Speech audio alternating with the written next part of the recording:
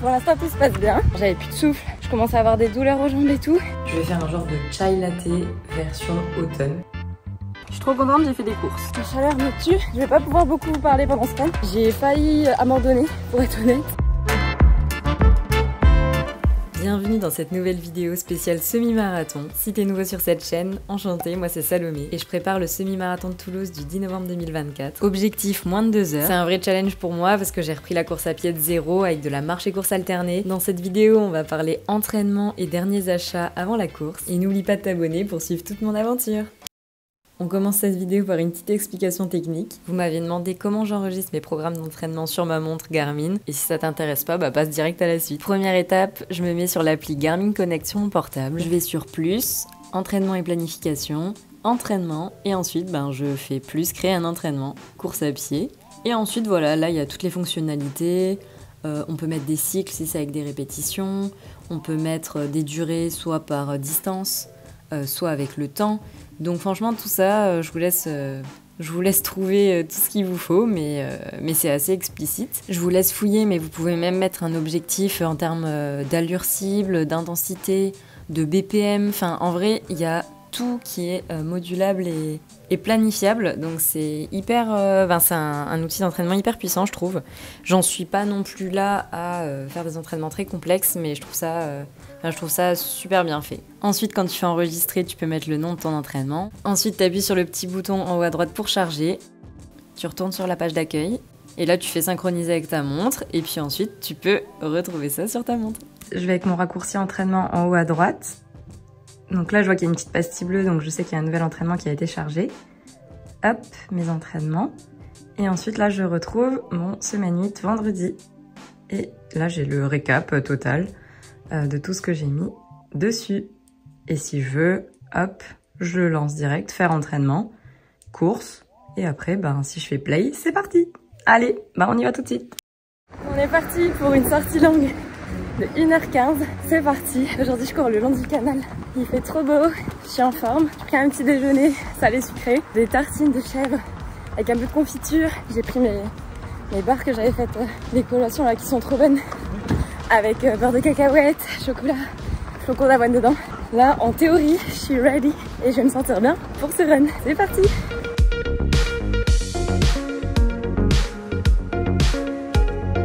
Deuxième kilomètre, pour l'instant tout se passe bien, je suis en forme, beaucoup mieux que la dernière sortie longue de la semaine dernière, du coup c'est cool. Donc maintenant il n'y a plus qu'à continuer, il reste genre une grosse heure, puis ça devrait le faire, je suis positive.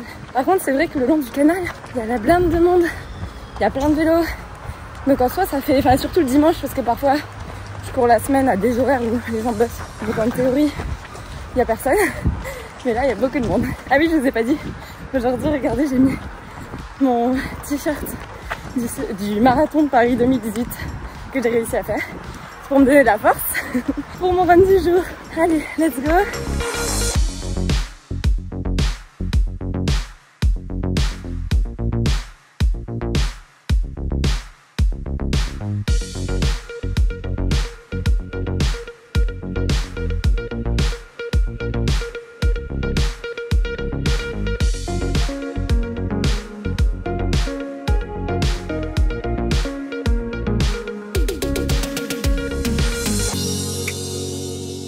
Quatrième kilomètre, ça va, je me sens toujours bien, beaucoup mieux que la semaine dernière.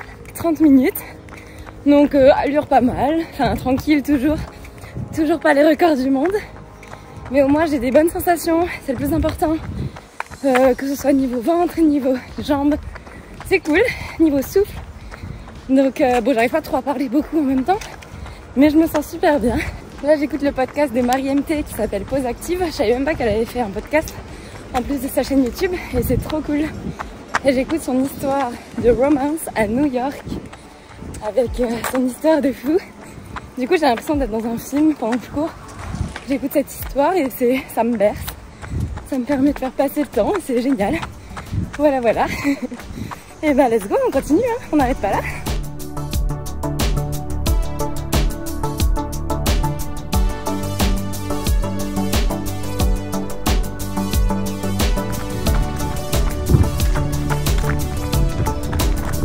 5e kilomètre, on fait demi-tour.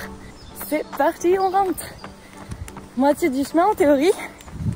Ça va, toujours la forme. Ça se passe bien. Un peu le souffle. Voilà, je suis à 158 de BPM. Pourtant, je vais pas trop vite, mais on continue tranquillou. 8e kilomètre.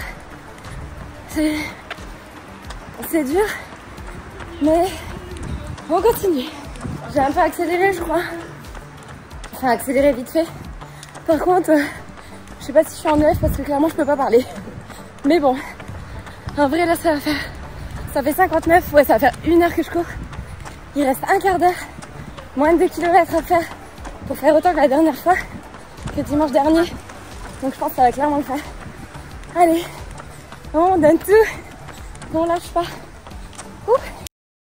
Fin du run, 1h15. Les 10 dernières minutes c'était trop dur. J'étais lessivée. En plus là il y avait du monde au bord du canal parce qu'il y a une fête.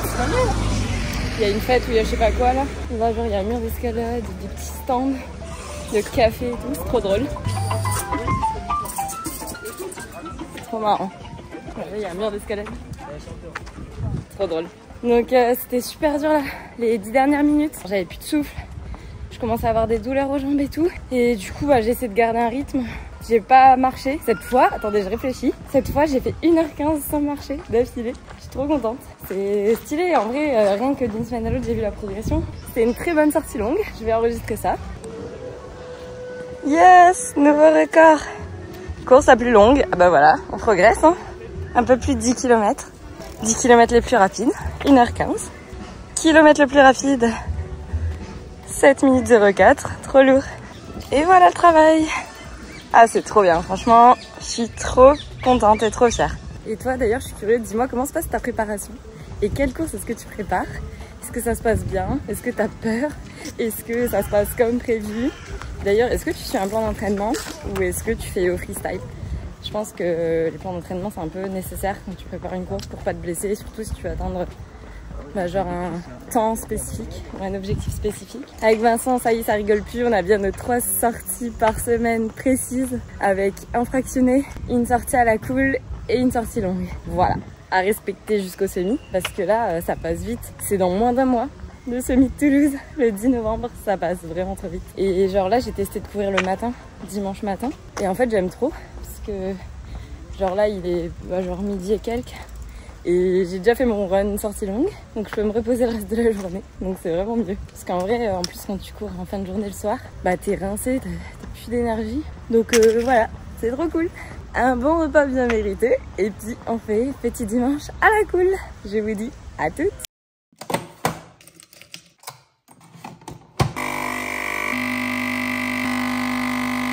Hello! Je me réveille la tête un peu dans le pâté ce matin et ça tombe pas bien parce qu'aujourd'hui au programme on a un fractionné, un gros fractionné, pas très facile et j'ai l'impression d'avoir encore des courbatures aux jambes alors que ça fait 2-3 jours là que j'ai pas couru. En même temps je fais du renfort à côté donc c'est peut-être pour ça aussi. Ouais, il fait trop beau, ça par contre ça donne le moral. Ça donne envie d'aller courir. Pour se donner de la force ce matin, je me suis dit qu'on allait se préparer une boisson réconfortante de saison. Je vais faire un genre de chai latte version automne, donc avec du butternut dedans. J'ai tous les ingrédients, donc on va s'improviser ça. Je vous montre et puis ben voilà. De base j'avais le butternut comme ça, qu'on peut cuire soit vapeur, soit à l'eau, soit comme vous voulez, tout simple. Du coup ça je l'ai écrasé pour faire de la purée. J'ai tous les ingrédients mais je sais juste pas dans l'ordre qu'est-ce qu'on met avant quoi. On va improviser un truc. Bon, du coup j'ai coulé mon café, je vais le mettre dans un verre transparent, en shot d'expresso. Ok. Dans le café, on va mélanger les épices et le sirop d'agave. J'en mets un petit peu, j'aime pas quand c'est trop sucré mais j'avais quand même envie d'un petit... On a besoin de réconfort aujourd'hui, on est d'accord. Un petit peu de sirop, hop.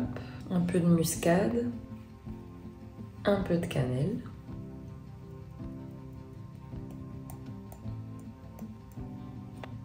Ça sent trop bon. Ça me donne envie de manger des pêches de nata. Comme ça, ça va bien se mélanger avec le café encore chaud. Ça, c'est ok. J'ai chauffé un peu de lait pour le faire mousser. De base, moi, je prends toujours du lait végétal, style le meilleur, le Oatly, à l'avoine. Sauf que Normalement j'ai l'édition barista qui mousse, et celle-ci elle mousse pas du tout. Donc j'ai pris du lait classique pour la boisson réconfortante du jour. Mais franchement ça doit être encore meilleur avec le lait d'avoine. Prochaine fois j'aurai ce qu'il faut. Donc moi j'utilise un mousseur classique là, vous savez, à old school. Un mousseur de lait comme ça. Je sais pas mettre partout. Donc là je vais mélanger avec la purée de butternut. Je mets 2 grosses cuillères à café déjà. En tout, j'ai mis 3-4 grosses cuillères à café. Ah, le soleil, c'est incroyable. Là. Ça me donne de la vitamine. Ça me rebooste pour la journée, c'est ouf. Là, je suis trop bien. Je pourrais rester comme ça toute la journée. Ok, une fois que c'est bien mélangé, on va le mettre dans notre café. C'est là où je sais pas si je verse. Lequel dans lequel? J'ai envie de verser de l'huile dans lui. Mais si je verse l'huile dans lui... Mais il n'y a plus de place, je suis trop bête. Il n'y a plus de place. Je vais essayer de verser de l'huile dans lui. On va mettre de la mousse blanche on the top. Parfait ça. Un petit peu de cannelle. Et c'est prêt. Trop bien. Ah, je suis trop contente. C'est pile ce que je voulais. Faut pas hésiter à bien écraser les morceaux parce que là il me reste des morceaux un peu trop gros de butternut. C'est pas très bon. Au programme du jour, aujourd'hui sortie fractionnée. C'est un fractionné pas facile, alors 20 minutes course en EF, donc à la cool, EF tranquille pour s'échauffer. Il y a un bloc qui fait 10 minutes allure semi-marathon, donc comme je vise de le faire en moins de 2 heures, l'allure, disons 2 heures pile par exemple, l'allure c'est 5,40, donc je dois courir à 5,40 pendant 10 minutes, ensuite pendant 2 minutes à la cool, EF, etc. Et ce cycle je le refais 3 fois. Donc par exemple 10 minutes à fond, 2 minutes à la cool, 10 minutes à fond, 2 minutes à la cool, 10 minutes à fond et 2 minutes à la cool. Et après ça, j'ai 10 minutes en course EF tranquille pour finir en douceur entre guillemets. Voilà le planning du jour. C'est quand même des longues durées je trouve pour le fractionner. Du coup ça va pas être facile mais voilà, je vais m'échauffer correctement. Là j'ai mal genre derrière les cuisses là, j'ai mal vers les ischios. Mais en même temps, ça veut dire que le renfo sert à quelque chose. J'ai fait pas mal de renfo parce que vraiment ma phobie c'est d'avoir mal quelque part en mode blessure quoi. Et ça j'ai pas du tout envie. Notre corps il est pas forcément habitué à courir aussi longtemps et aussi rapidement entre guillemets, même si moi c'est pas rapide. Mais le renfo à côté, je pense que c'est ultra complémentaire et c'était l'erreur que j'avais faite à l'époque. Quand j'avais fait mon marathon il y a longtemps, en 2018. À cause de ça, c'était blessure et c'est pas drôle, j'ai pas envie de me reblesser. Donc là, je suis rigoureuse et sérieuse sur les entraînements et sur le renfo. Bon, par contre, là, le dodo, en théorie, je dors bien, mais c'est juste hier, on s'est couché tard. On a joué à un jeu et le temps est passé vite. Voilà. Mais bon, c'est pas grave, on assume. Maintenant, je suis réveillée quand même. Et du coup, ça m'ouvre l'appétit. On va se préparer un bon petit déjeuner. J'ai trop envie de faire des œufs au plat avec des petites tartines. J'ai faim. Allez, on prépare tout ça.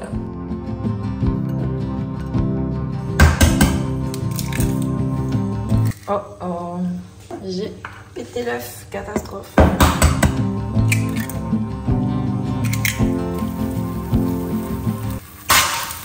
Ouah, je me suis attaquée.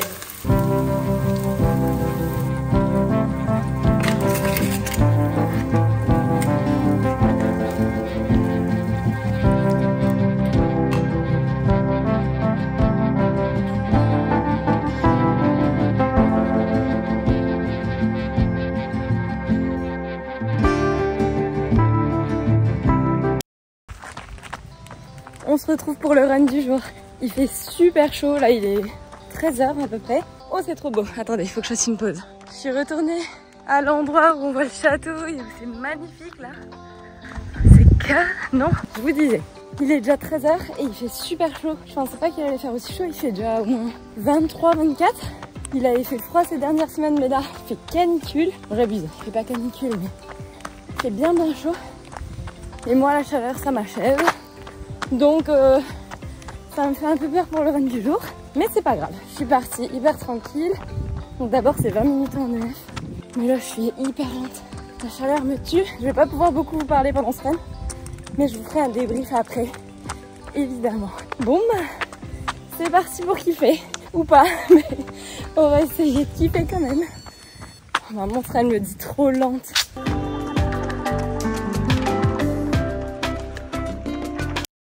Bon, séance de jour terminée. Je pense que vous voyez à ma tête, je suis toute rouge là, que c'était pas facile. C'était hardcore aujourd'hui en vrai. J'ai l'impression que j'ai subi tout le début. Les 5 premiers kilomètres, j'en pouvais plus. Et à partir des 5e, je me sentais mieux. Je sais pas si c'est normal, s'il y a que moi qui fonctionne comme ça, mais c'est un truc de fou. Il y a du vent de ouf là aussi. Bref, j'avais chaud. J'ai l'impression que j'avais mal partout, j'avais chaud, c'était difficile. J'ai failli abandonner, pour être honnête. J'ai failli me dire tant pis, je fais pas la séance, voilà. Mais au final, j'ai changé d'avis. Au tout début, quand ça allait vraiment pas, j'ai marché tranquillou. Je me suis dit, tu sais quoi, marche un petit coup et tu cours tranquille après, ça va te mettre en mouvement. Et au final, ça m'a plutôt bien réussi. Du coup, j'ai marché un petit peu parfois.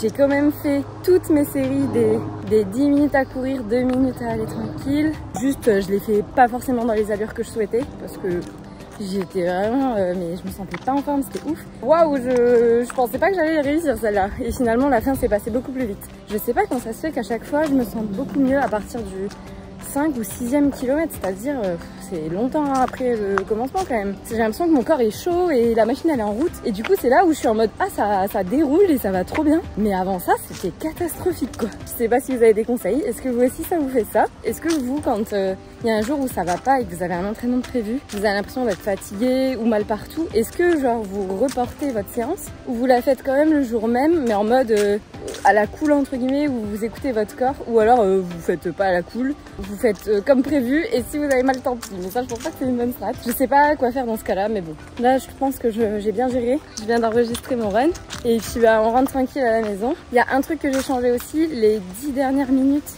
où je devais courir en allure tranquille. En EF j'ai marché. Je me suis dit tu sais quoi j'en peux plus mais du coup au lieu de soit arrêter là, ben ça va quand même faire tourner les jambes etc. Donc j'ai marché, ça m'a fait du bien. Oh bah j'ai quand même un record, qu'est-ce que c'est? Kilomètre le plus rapide, mais what? Mais je crois qu'il y a une erreur, c'est pas possible.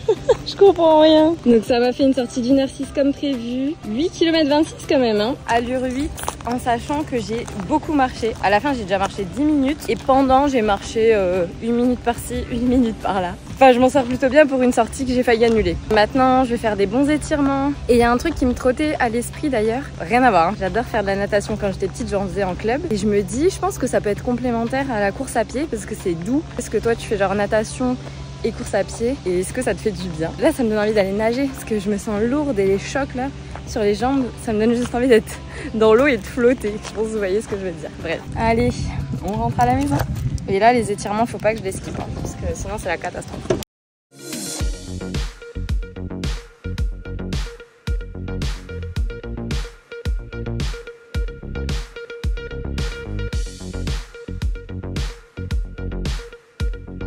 Trop contente, j'ai fait des courses. Du coup, il fallait que je m'achète des petits trucs. J'ai racheté des chaussettes de running simples. Il m'a conseillé la marque BV, donc BV Sport. C'est des chaussettes simples pour le running, mais comme j'en avais qu'une paire, et encore elle était un peu grosse, je trouvais, j'en ai racheté comme ça. Je suis bien équipée si jamais. Et surtout, j'ai acheté des barres pour les tester, je suis trop contente. J'ai trouvé les marques que je voulais tester sur place. J'ai une pote qui m'a conseillé la marque Morten. Bref. Du coup, ça se présente comme ça. C'est un gel sans. En fait, c'est juste la contenance. D'abord, je vais essayer de comprendre ce que c'est. Et ils sont connus pour être facilement assimilables parce qu'il n'y a pas trop, il n'y a pas de goût. Enfin, si le mec m'a expliqué, le vendeur, qui était très sympa, m'a expliqué qu'en gros, il n'y a pas trop de goût, donc c'est simple d'assimilation. Donc c'est assez basique pour ceux qui ont du mal à assimiler les barres. Donc ça, j'en ai pris plusieurs pour qu'on les teste pendant nos petites sorties longues. Donc trop cool. Et ensuite, j'ai pris des barres plus originales pour changer et pour faire un contraste de la marque TA, je sais pas comment on dit. Oh purée, j'en ai perdu une. J'en ai perdu en cours de route. Ok, j'ai pris 3 saveurs différentes au citron, lemon lime, salted caramel et la dernière saveur salted raspberry. Je pense qu'ils sont trop bons tous, donc j'en ai pris que 3 comme ça, on les teste et si on en a un qu'on kiffe, hop, je sais où les trouver. Et au pire, je les commande sur internet surtout.